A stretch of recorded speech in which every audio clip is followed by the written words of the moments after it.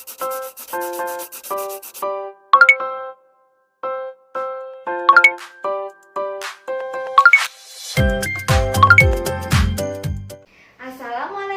warahmatullahi wabarakatuh.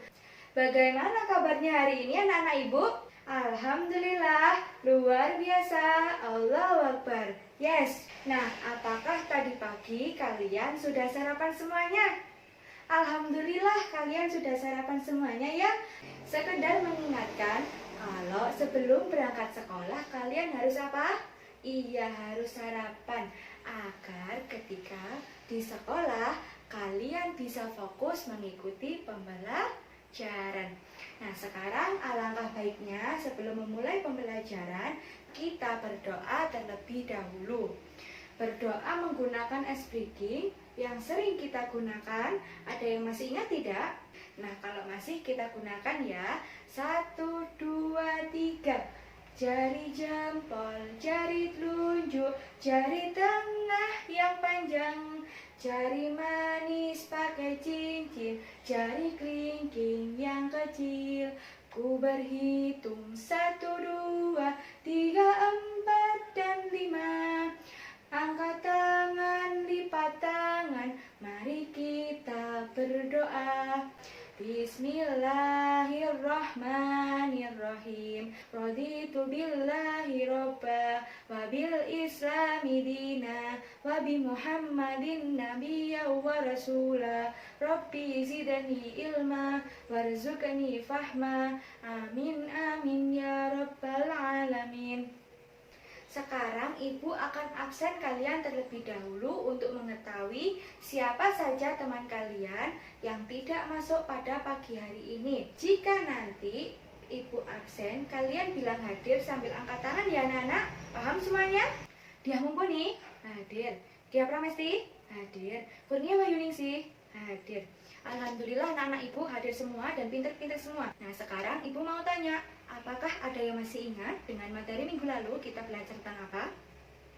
Iya, betul. Minggu lalu kita belajar mengenai bangun ruang. Ada yang ingat tidak kemarin? Bangun ruang itu ada apa saja jenis-jenisnya? Iya, bangun ruang itu ada balok, kubus, prisma, dan tabung, dan masih banyak lagi. Sekarang kita akan belajar mengenai median dan diagram garis. Media yang kita gunakan hari ini yaitu ada dua. Ada papan diagram garis atau biasa disebut dengan padir. Yang kedua ada papan tulis. Untuk tujuan pembelajaran kali ini, yang pertama untuk mengetahui pengertian dari median dan diagram garis.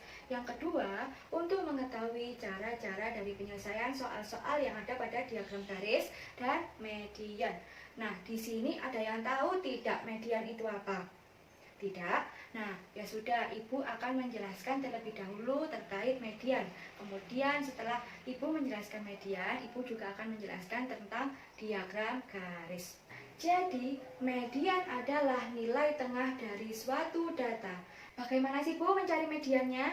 Nah, caranya untuk mencari median yang pertama, kita urutkan terlebih dahulu dari data yang terkecil hingga data yang terbesar. Yang kedua, ketika kalian menemukan jumlah datanya itu ganjil, maka kalian bisa langsung ambil nilai tengahnya yang ada pada data tersebut. Yang ketiga, jika kalian menemukan hasil datanya genap, maka nilai tengah dari dua data atau dua angka itu dijumlahkan, kemudian dibagi dengan 2. Nah, dari situ kita mengetahui berapa hasil dari nilai mediannya. Sampai sini apakah ada yang tidak paham? Nah, jika tidak, ibu akan langsung memberikan contohnya agar kalian bisa langsung mengetahui tentang pengertian median dengan cara mengaplikasikan soal-soal yang sudah ada pada buku kalian. Dibuka buku paketnya halaman 25, di situ ada soal tentang median. Nah, sekarang kalian bacakan, kemudian ibu tuliskan di papan tulis dan kita akan bahas bersama. Iya, bersama-sama. Soal yang pertama, disajikan sebuah data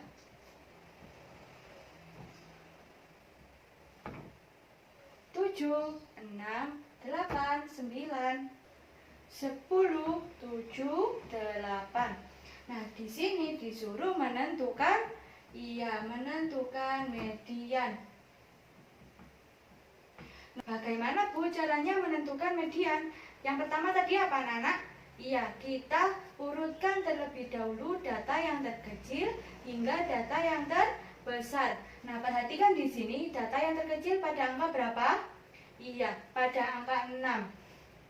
6, 7, 8, 9, dan 10. Nah, bisa kalian hitung di sini berapa jumlah angkanya? Iya, ada 7. Nah, kalau 7 berarti data tersebut adalah data ganjil. Nah, kalau data ganjil tadi, Ibu bilangnya apa? Iya, bisa kita ambil nilai tengahnya. Nah, kalau data tersebut berarti nilai tengahnya yang mana anak-anak? Iya, berarti nilai tengah yang ada pada soal ini adalah angka 8. Kenapa? Kok bisa 8? Nah, sekarang misal kita cocokkan terlebih dahulu nilai dari yang kanan, pojok kanan sama nilai yang pojok kiri. Misalkan 6 dipasangkan dengan 10, kemudian 7 dipasangkan dengan 9, dan 8 dipasangkan dengan 7. Nah, berarti di sini 8-nya kan tidak ada pasangannya. Nah, berarti ini nilai tengahnya, yaitu angka 8. Berarti nilai tengah dari data tersebut atau mediannya adalah 8. Sampai sini paham apa tidak anak-anak? Kalau gitu, Ibu akan memberikan rumusnya. Karena selain menggunakan rumus yang seperti ini, kalian bisa menggunakan cara dari menghitung data ganjil. Ada yang tahu tidak caranya bagaimana? Tidak? Nah, Ibu akan menunjukkannya. Jadi, cara atau rumus dari data ganjil yaitu median sama dengan xn plus 1 dibagi dengan 2.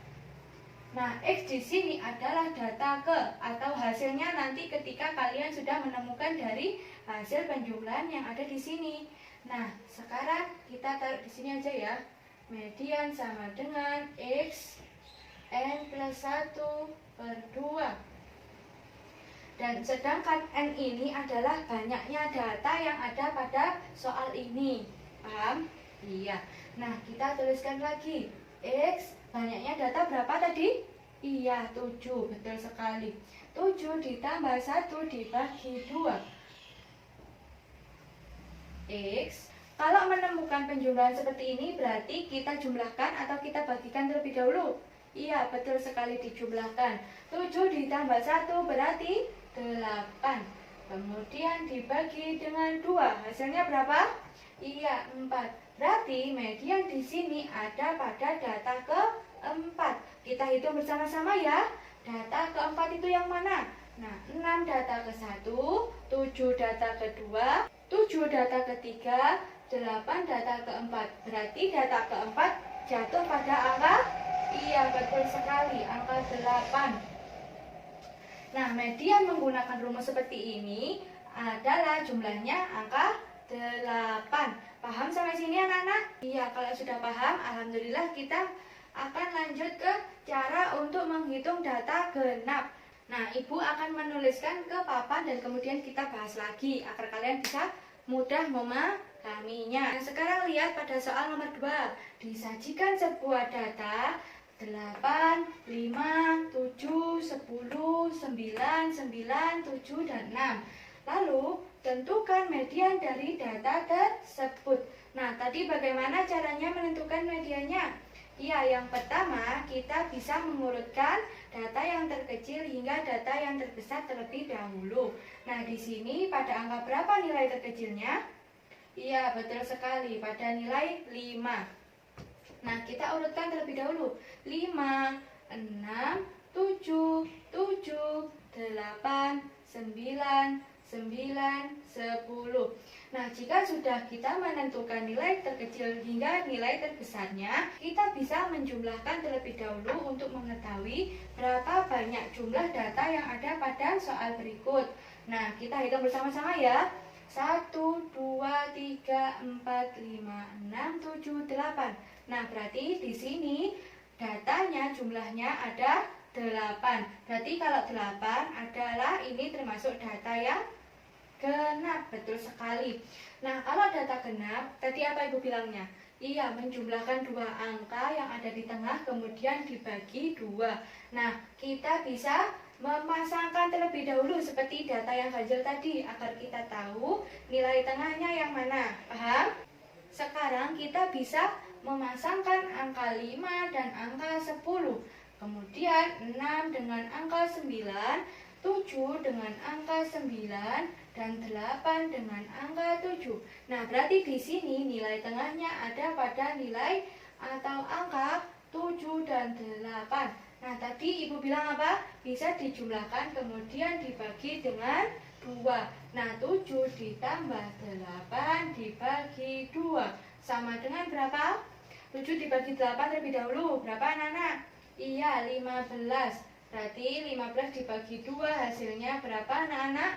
7,5. Betul sekali. Selain menggunakan cara yang ini, anak-anak, di data genap juga memiliki rumus. Nah, rumusnya seperti ini. Median sama dengan X N per 2 ditambah X N per 2 ditambah dengan 1.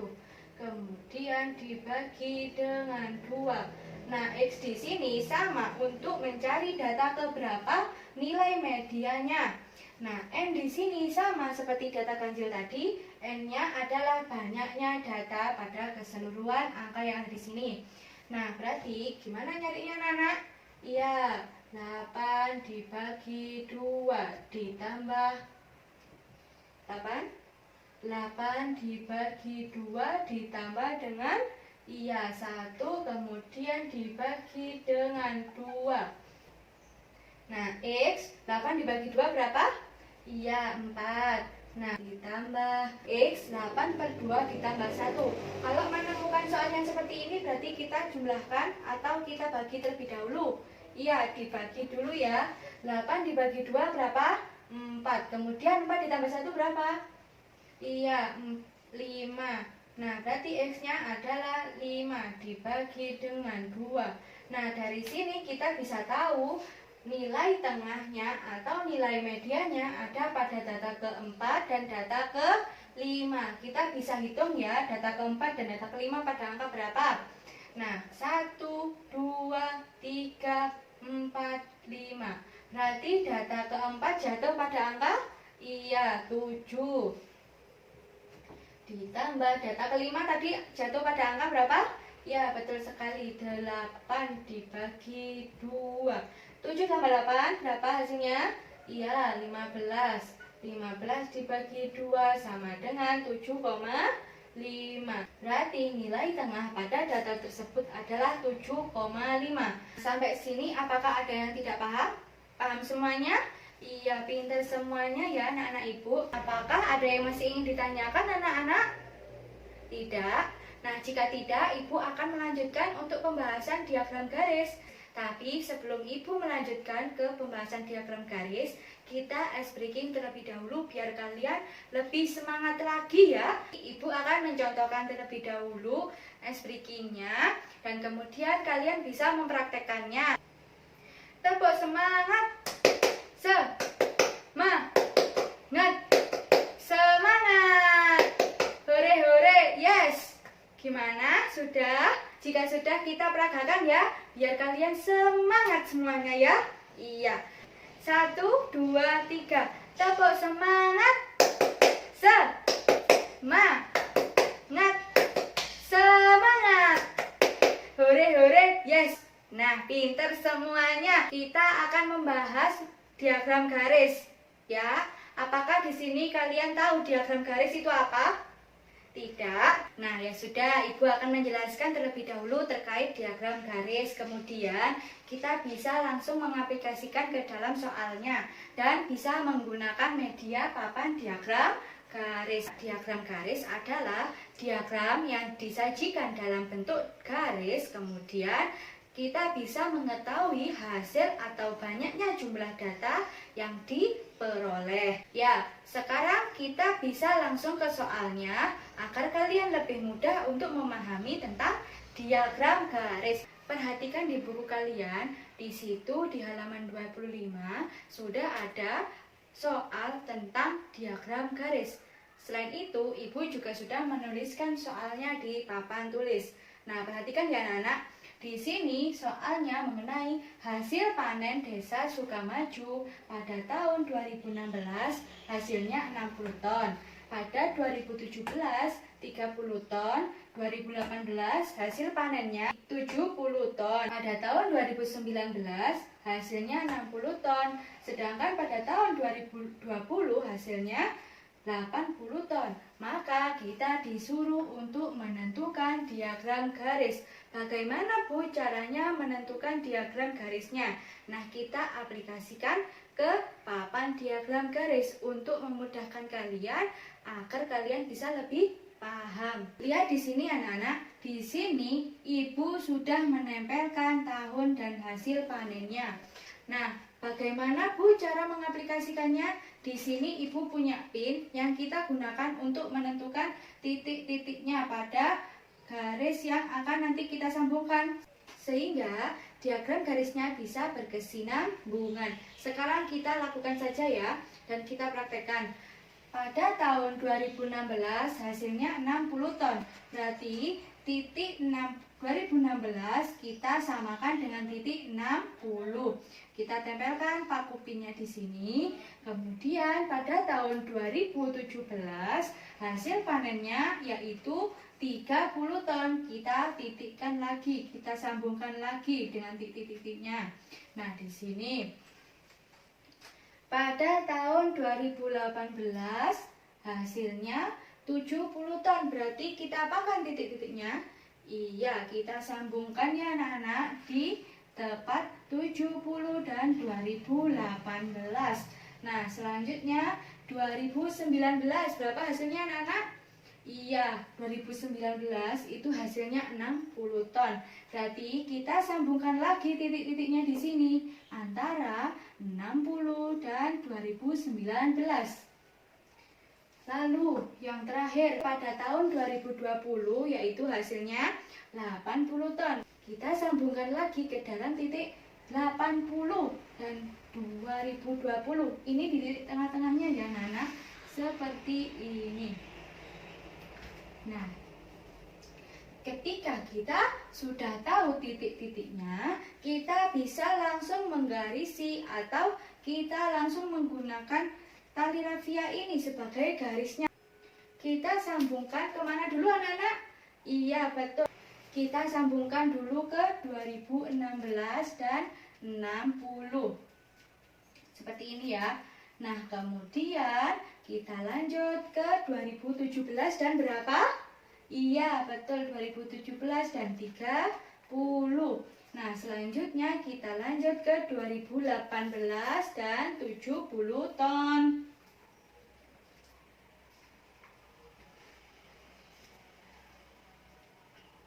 Kemudian pada tahun 2019 kita sambungkan dengan hasilnya yaitu 60 ton. Betul sekali. Terus yang terakhir apa? Bagaimana anak-anak? Iya, betul sekali Mbak. Pada tahun 2020 disambungkan dengan 80.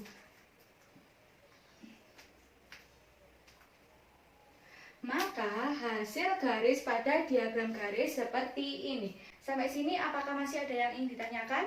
Tidak. Kita akhiri pembelajaran kali ini dengan membaca doa kafaratul majlis. Bismillahirrahmanirrahim.